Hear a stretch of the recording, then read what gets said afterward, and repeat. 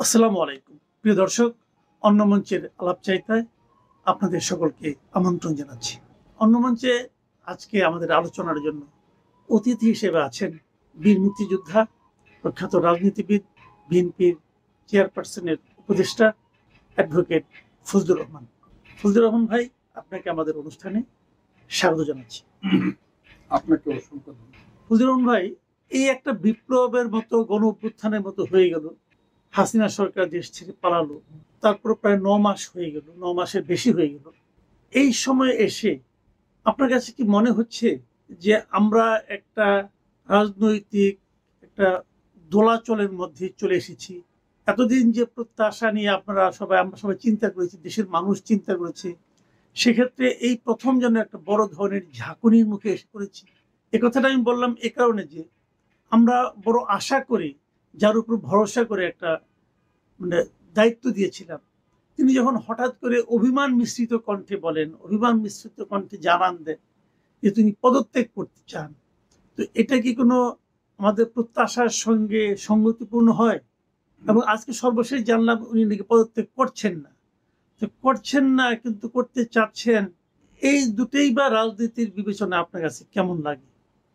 আপনাকে আমি কৃতজ্ঞতা জানাচ্ছি এই কারণে যে আপনি আপনার যে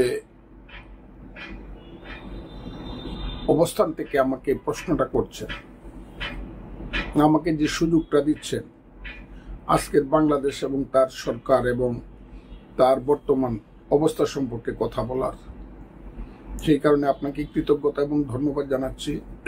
মানুষকে আমার সালাম জানাচ্ছি, আসসালামু আলাইকুম। দেখেন, আমার কাছে এখন যে ব্যাপারটা চলছে বাংলাদেশে বর্তমান, এটা আমার কাছে খুব কনস্পিরেটরিয়াল মনে হচ্ছে, খুব ষড়যন্ত্রমূলক ঘটনা প্রবাহ চলছে বলে আমার মনে হচ্ছে। এবং সেই ষড়যন্ত্রের উৎপত্তিটা হয়েছে বর্তমান সরকারের মাধ্যমে। তাদের যে অবস্থান, সেই অবস্থানটা হল তার একটা অন্তর্বর্তীকালীন সরকার। অন্তর্বর্তীকালীন সরকারের নির্দিষ্ট কিছু কাজ থাকে, কিন্তু তারা দেখা যাচ্ছে যে এত সব ব্যাপারে তাদের হস্তকে প্রসারিত করছে, তাদের ক্ষমতাকে বিকশিত করতে চাচ্ছে, যা একটা নির্বাচিত সরকার 5 বছরের জন্য আসলেও করতে পারে না। এবং তারা এটা মনেই করতেছে না যে তারা একটা অন্তর্বর্তীকালীন সরকার এবং তাদের মূল দায়িত্ব হলো একটা নির্বাচিত সরকারের হাতে দায়িত্ব দিয়ে তারা চলে যাবে। এবং খুবই প্রথম মনে হইতো যে না বুঝে করতেছে, তারপরে মনে হইতো যে তারা স্বার্থপরের মতো করতেছে, নির্লজ্জের মতো করতেছে। এখন মনে হয় তারা ঔদ্ধত্যপূর্ণভাবে সবগুলা কাজ করতেছে।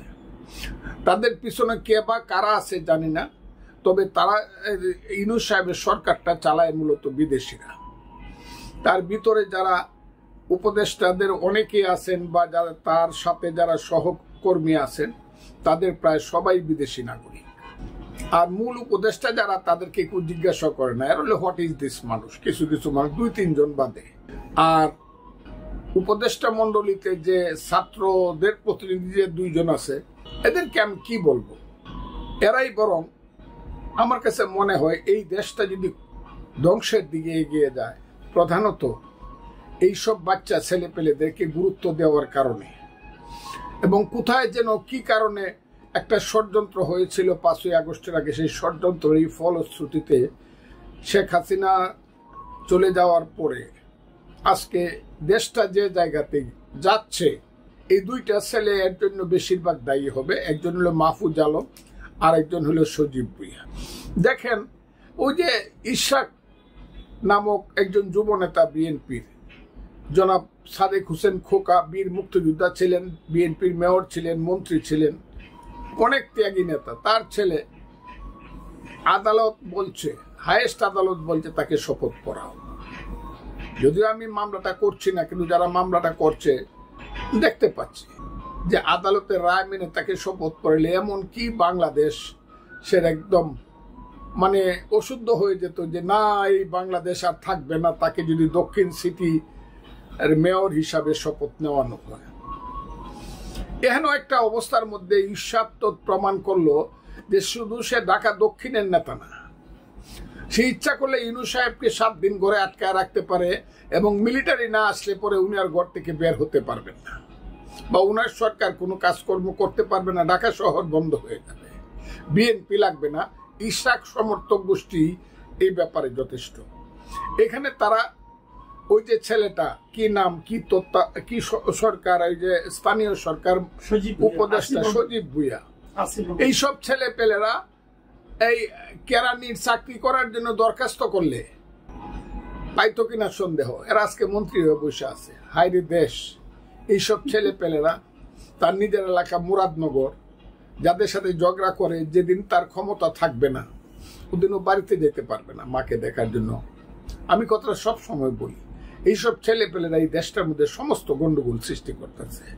আর ইউনূস সাহেব এমন একজন মানুষ, আমি বুঝতে পারতেছি না ইউনূস সাহেব 85 বছরের মানুষ, আসলে কি উনার সুস্থতা আছে কিনা, আসলে কি উনার সুস্থতা, শারীরিক সুস্থতা আছে কিনা। সমস্ত লোককে উনি অ্যাভয়েড করেন, শুধু মাথার উপরে তুলে নাচেন ওই 2-3টা ছেলে, একটা নাহিদ ইসলাম, একটা সার্জিস আলম, একটা হাসনা, তার ওই যে 2টা মন্ত্রী, এই 5-7টা ছেলেকে নিয়ে মনে করতেছেন বাংলাদেশকে উনি কন্ট্রোল করবেন।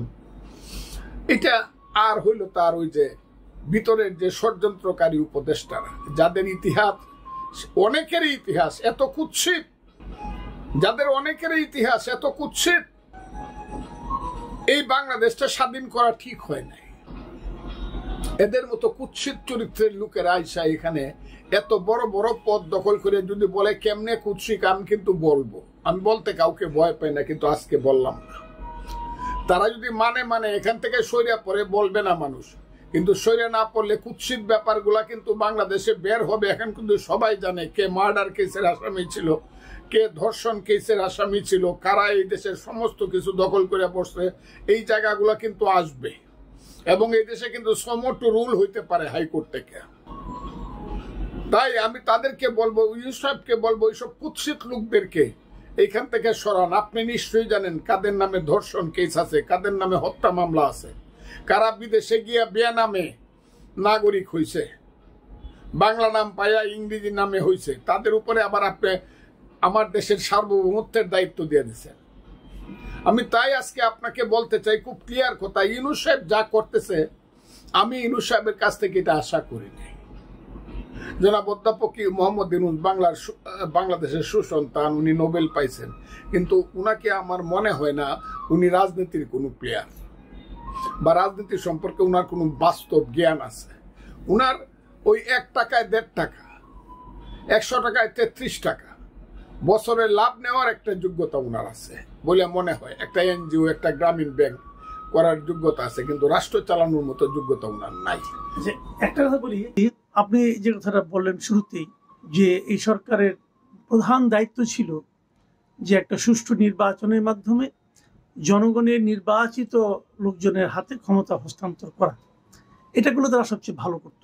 কিন্তু আপনি যে শুনেছেন নিশ্চয়ই, গতকালকে একজন উপদেষ্টা সৈয়দ রিজওয়ানা হাসান, তিনি বলেছেন যে কেবল নির্বাচন করার জন্য আমরা দায়িত্ব নিইনি, ওনাদের নাকি আরো দায়িত্ব আছে, বিচার সম্পন্ন করা, সংস্কার করা, এগুলো আরো অনেক দায়িত্ব আছে। ওনার এই কথাটাকে আপনি কিভাবে মূল্যায়ন করবেন? উনি একজন নারী, সম্মানিত ভদ্র মহিলা, উনি যদি পুরুষ হইতো আমি কিন্তু ওনার সম্পর্কে অনেক সত্য কথা বলতাম। আগেও আপনার কাছে বলছি, সেই সত্য কথাটা ওনার সঙ্গে খারাপ কিছু বলি না, কারণ ওনার জন্মটা হয়েছে একটা দালাল পরিবারে, একটা স্বাধীনতা বিরোধী পরিবারে। ওনার এই দেশ সম্পর্কে ওনার কোনো ধরনের মায়া মমতা নাই, কারণ ওনার আব্বা বা ওনার বাবা, ওনারা জঘন্যতম রোল প্লে করছে মুক্তিযুদ্ধের সময় হবিগঞ্জে। কাজে এই দেশটা রইল কি রইল না, এইটা তাদের কাছে কোনো ব্যাপার না। উনি তো এটাকে নিয়ে মজা করতেছে, দেশটাকে নিয়ে। উনি যে ধরনের কথা বলে যে উনি এই কারণে, ওনারে কে আনছে, উনি এনজিও করা ছাড়া আর কিছু মানুষের পায়রবি করা ছাড়া ওনার জীবনে কি যোগ্যতা আছে? ওই পুরস্কার পাইছে, এইসব পুরস্কার এগুলা কিভাবে পায় এগুলা মানুষ জানে। ওই দেশি বিদেশি পুরস্কার পায় ফেলছে, কি করছে উনি দেশের জন্য?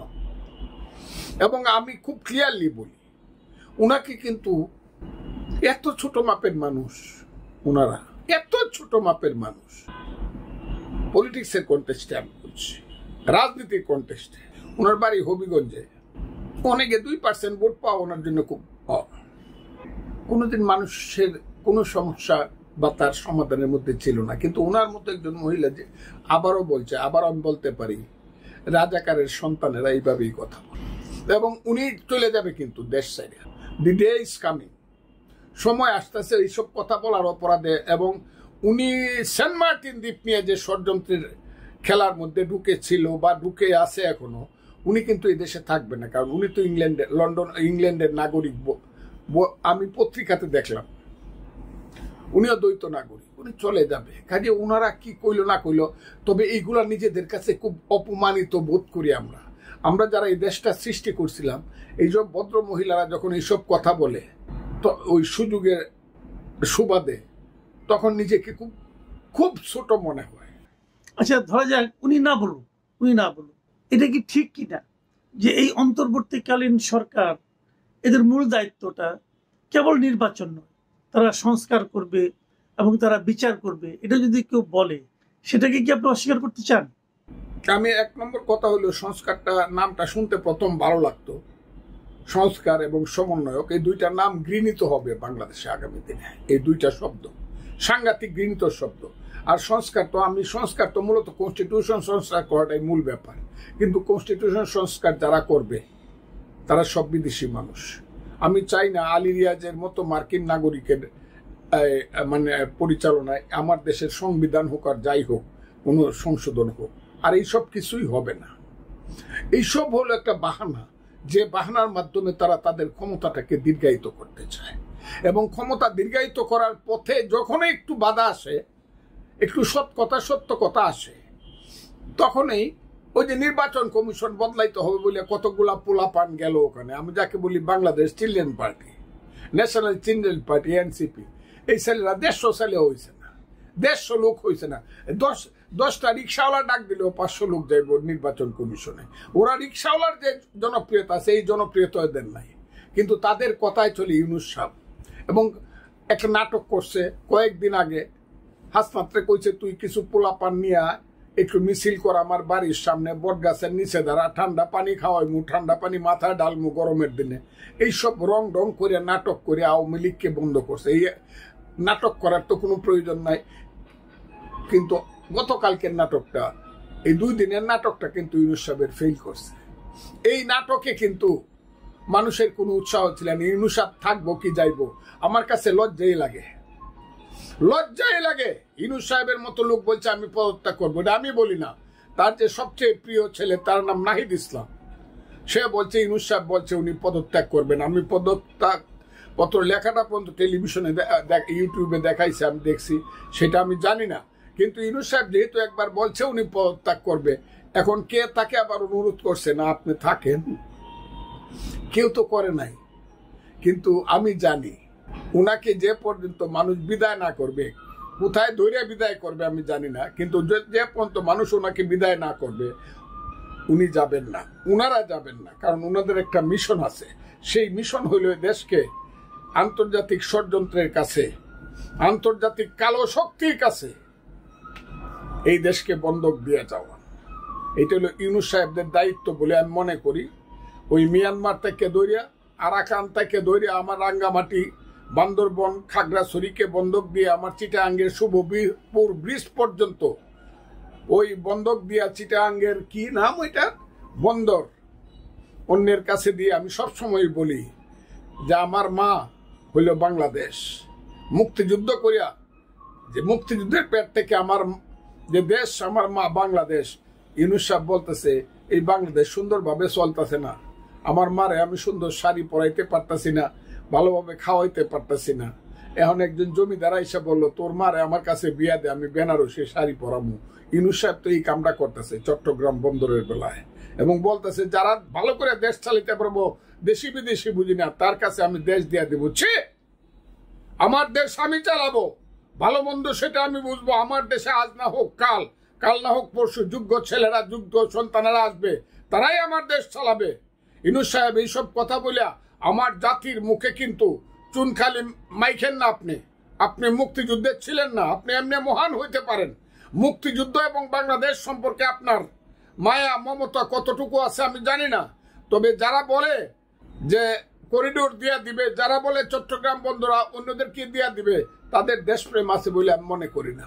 এবং আপনি যে বলতেছেন ইউনূস সাহেব থাকবে না, চলে যাবে, ইউনূস সাহেব থাকবে। ইউনূস সাহেবের সাথে যারা আছে, জীবনে ভোট পাইলে ইউনিয়ন পরিষদের ভোট একটা মেম্বার হইতে পারবে না, তারা এখন মন্ত্রীর গদিতে বসে আছে, তারা কি যাইতে চায়? ইউনূস সাহেবও এখন মনে হইতেছে তাদের সঙ্গে সুর মিলাইছে। এবং কোনোদিনই ওই যে কালকে অভিমান করে কইছিল, মনে করছিল হাজার হাজার লাখ লাখ কোটি কোটি মানুষ দৌড়ায় যমুনায় গিয়ে কইব স্যার আপনি যায়েন না, আপনি থাকেন না, হইলে আমরা বাঁচবো না। আরে বাংলাদেশ, আমি একটা দেশ সৃষ্টি করছি, আমরা ইউনূস সাহেবের মতো লোক থাকলো কি থাকলো না, এতে কি আসে যায়? এটা বিএনপির সালাউদ্দিন আহমদ স্থায়ী কমিটির, তাকে আমি ধন্যবাদ দিই যে পদত্যাগ করে না করা এটা ইউনূস সাহেবের ব্যক্তিগত ব্যাপার। হ্যাঁ, আমিও বলি পদত্যাগ করা না করা ওনার ব্যক্তিগত ব্যাপার। কেউ ওনার জন্য, ওনাকে সবাই চিনে ফেলছে যে উনি একটা এনজিও চালাইতে পারবে, কিন্তু উনি বাংলাদেশ চালাইতে পারবে না। উনি যদি থাকে, আপনি বলছেন কি হবে? আমি বললাম এই সামনের জুন মাসে গিয়ে আবার গন্ডগোল লাগবে, আবার নভেম্বর মাসে ডিসেম্বর মাসে গন্ডগোল লাগবে। তবে আমি বিএনপিকে বলবো, বিএনপি রাজনৈতিক দল, জিয়াউর রহমানের দল, খালেদা জিয়া তারেক রহমানের দল, বিএনপি একবার যখন বলছে ডিসেম্বরে ইলেকশন হবে, ইলেকশনটা কিন্তু ডিসেম্বরের মধ্যে বিএনপিকে করার জন্য বলতে হবে, করার জন্য যা করার তাই করতে হবে। আর যদি না করতে পারে, বিএনপির যে Prestige personality as a political party, এটা কিন্তু বেনিশ হয়ে যাবে। কাজে ডিসেম্বরের মধ্যে ইলেকশন আদায় করতে হবে। খুব ক্লিয়ার কথাটা, ইলেকশন আদায়, এটা এদের বাপের দেশ না যে বছরের পর বছর বিনা নির্বাচনে থাকবে। মানুষ 15 বছর একটা ভোট দিতে পারে নাই, মানুষকে ভোট থেকে বঞ্চিত করবে। ডিসেম্বরের মধ্যে অবশ্যই ভোট হতে হবে। কিন্তু একটা জিনিস, এই ডিসেম্বরের মধ্যে নির্বাচন হওয়া না হওয়া নিয়ে একটা তো বিরোধ অলরেডি শুরু হয়ে গেছে। মানে আন্দোলনের যে শক্তিগুলো, যারা একত্রে মিলে আন্দোলন করেছে, শেখ হাসিনাকে হটিয়েছে, সেই শক্তির মধ্যে কিন্তু এরই মধ্যে আমরা দ্বিধা বিভক্তি দেখছি। আন্দোলনের প্রধান শক্তি হিসেবে যারা নিজেদেরকে দাবি করে, সেই এনসিপির নেতারা 3 জন উপদেষ্টা পদত্যাগ চেয়েছেন, এবং পদত্যাগ চাইতেই পারেন, কিন্তু সে পদত্যাগের চাওয়ার কারণ হিসাবে যারা উল্লেখ করেছেন, ওই 3 জনের সঙ্গে নাকি বিএনপির এক ধরনের সম্পৃক্ততা আছে। আবার বিপরীত দিকে বিএনপির পক্ষ থেকেও উপদেষ্টা পরিষদের 2 জনের পদত্যাগ চাওয়া হয়েছে। তারা দাবি করছে ওই 2 জনের সঙ্গে নাকি এনসিপির সম্পৃক্ততা আছে।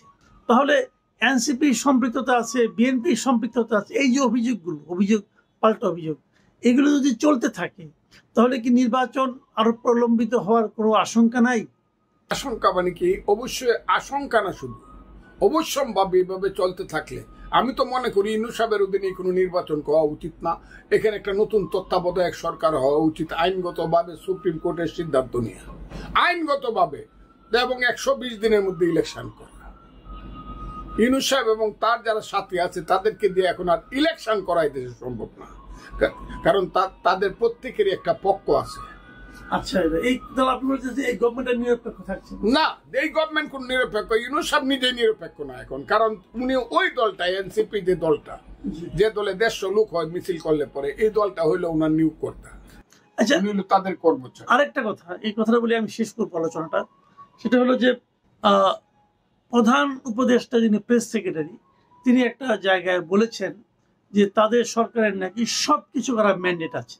এখন এদিকে যখন এই অন্তর্বর্তীকালীন সরকারটা গঠন করা হয়, এটা তো সংবিধানের মধ্যে এর কোনো অপশন ছিল না, কিন্তু এটা গঠন করার ক্ষেত্রে সুপ্রিম কোর্টের কাছ থেকে এক ধরনের একটা পরামর্শ নেওয়া হয়েছে। তো সেই পরামর্শকে ওখানে কি বলা হয়েছিল যে তাদের সব ধরনের কাজ করার ম্যান্ডেট আছে, ম্যান্ডেট থাকবে? লোকগুলোর কথা আপনি আমাকে জিজ্ঞেস, বিশেষ করে এই লোকটার কথা মনে হলে আমার মনে হয় আইলের ভাই কলির কাল, ছাগলের চাটে বাঘের কাল। এরা কারা? বাংলাদেশে 2 পয়সার মানুষেরা বাংলাদেশের রাজনীতির ক্ষেত্রে বলতেছে, সাংবাদিকতার ক্ষেত্রে বা তার নিজস্ব ক্ষেত্রে তার যোগ্যতা থাকতে পারে, এটা আমি অস্বীকার করব না, কিন্তু রাজনীতির ক্ষেত্রে হোয়াট দে ইন বাংলাদেশ, তাদের কি ভূমিকা আছে, তাদের কি অবদান আছে, এইসব লোকেরা সময় এবং সুযোগে যে ধরনের বেয়াদবি বেতুমিজি কথা কইয়া গেল, আল্লাহর রহমত যদি হয়, জনগণের প্রতিনিধিদের হাতে যেদিন দায়িত্ব আসবে সেদিন যাতে তারা বাংলাদেশে থাকে। আমি কথাটা বলে তাই, সেদিন যাতে বাবারা তোমরা বাংলাদেশে থাইকো, যাতে আমরা জিজ্ঞাসা করতে পারি, ও বাবা তুমি কি কইছিলা, একটু কত দেখি, তোমার জিব্বাটা বাইর করে একটু কথাটা কও। আমি এদের সম্পর্কে কিছুই বলতে, এদেরকে আমি ভীষণভাবে মনে করি আইলোরে বাই কলির কাল, ছাগলের সাথে বাঘের কাল। আমি তো বলছিলাম, এই যে খলিলুর রহমানকে কি বানাইছে, প্রতিরক্ষা বাহিনীর কি নিরাপত্তা বিষয়ক মন্ত্রী বানাক বা নেতা বানাক। আমি বলছিলাম ফজলুর রহমান যাকে চিনে না বাংলাদেশে, সে কেমনে নিরাপত্তা বাহিনীর তত্ত্বাবধায়ক হয়? বাংলাদেশের সেনাবাহিনী, নৌবাহিনী, বিমান বাহিনীর তত্ত্বাবধায়ক তাকে ফজলুর রহমান যাকে চিনে না সে কেমনে হয়? কোত্থেকে কে আসছে? বাপ দাদার নাম নাই, চান মরলের বিয়াই। হ্যাঁ, এরাই সেই দেশটাকে এখন সর্বনাশ করতেছে। আমি বললাম বেশি করলে ইউনূস সাহেব আপনার ওই যে মেন্টর কি মাস্টার মাইন্ড বলছে এই দেশ গৃহযুদ্ধের দিকে যাবে। আমি চাই না গৃহযুদ্ধের দিকে যাই, কিন্তু খুব বিপদ হবে। কিন্তু ইউনূস সাহেব মানুষ কিন্তু যাই বুঝতে পারছেন না। আজকে 3 দিন যাবৎ খালি আর্মি একটু কথা কইছে, সেই আর্মিকে আমি স্যালিউট জানাই। বাংলাদেশের আর্মিতে হয়তো বা আগে কিছু এদিক সেদিক কিছু লোকজন ছিল, কিন্তু আজকের আর্মিকে আমার খুব দায়িত্ববান আর্মি এবং দেশপ্রেমিক আর্মি বলেই মনে হচ্ছে। এবং আর্মির জেনারেলকে মনে হচ্ছে উনি খুব সুন্দর এবং সুস্থভাবে এবং বিচার বিবেচনা করে কাজ করে এবং কথা বলে। কাজেই আমি খুব ক্লিয়ারলি বলবো, ইউনূস সাহেব খুব সাবধান। আমি কিন্তু উবায়দুল কাদেরে বলছিলাম, শেখ হাসিনারে বলছিলাম, আজকে আপনাকে বলি সাধু সাবধান, সাধু সাবধান, সাধু সাবধান। দেশ কিন্তু এরকম থাকবে না। অনেক ধন্যবাদ জনাব ফজলুর রহমান ভাই, আপনি সাধু সাবধান হতে বললেন। এখন দেখি সাধুরা সাবধান হন কিনা এবং দেশটা একটা সঠিক পথে ফিরে আসে কিনা।